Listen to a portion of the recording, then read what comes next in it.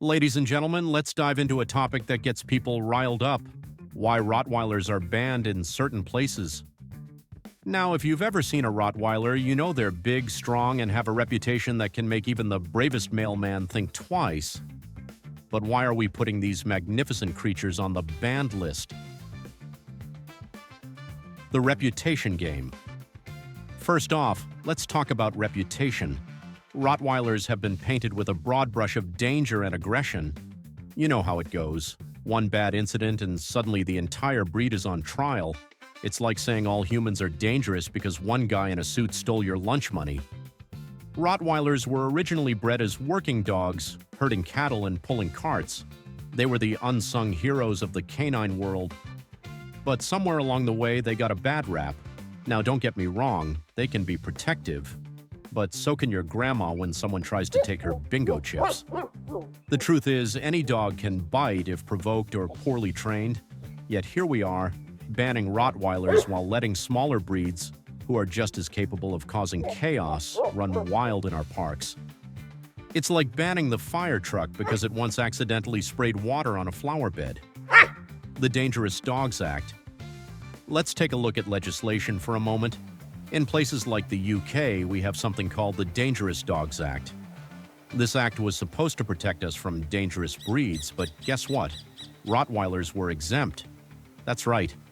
The very dogs that have been involved in serious incidents were given a free pass while other breeds took the fall. It's like saying, "You're good to go, just don't cause any trouble." And let's not forget the irony. This law came about after several tragic incidents involving dogs, yet it conveniently overlooked Rottweilers while targeting breeds like pit bulls. So what gives? Are we really trying to solve the problem, or are we just playing favorites? Fear versus reality.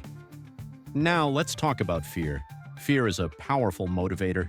It can make people do irrational things. When someone hears Rottweiler, they might picture a snarling beast ready to pounce. But let's face it, most Rottweilers are more interested in belly rubs than world domination. The media loves sensational stories about dog attacks. It sells papers and gets clicks. But how often do you hear about the thousands of well-behaved Rottweilers living harmoniously with their families? Not enough. It's like saying all teenagers are delinquents because one kid spray-painted a wall. We need to separate fact from fiction and recognize that responsible ownership is key to any dog's behavior, not just Rottweilers. The role of owners. Speaking of ownership, let's not ignore the role of the human in all this chaos. A dog is only as good as its owner. If you're raising a Rottweiler like it's a wild animal instead of a beloved pet, you're asking for trouble. Proper training and socialization are crucial. Yet somehow we've decided that instead of educating owners on responsible pet care, it's easier to just ban the breed altogether. Imagine if we treated parenting this way. Oh, your kid threw a tantrum, let's just ban all children. It doesn't make sense. Conclusion, a call for change. So what do we do about this mess? Instead of banning Rottweilers or any breed for that matter, how about we focus on responsible ownership? Let's educate people on how to train and socialize their pets properly. Let's create laws that target irresponsible owners rather than entire breeds. At the end of the day, every dog deserves a chance to be understood and loved, Rottweilers included. They're not just big dogs with tough exteriors.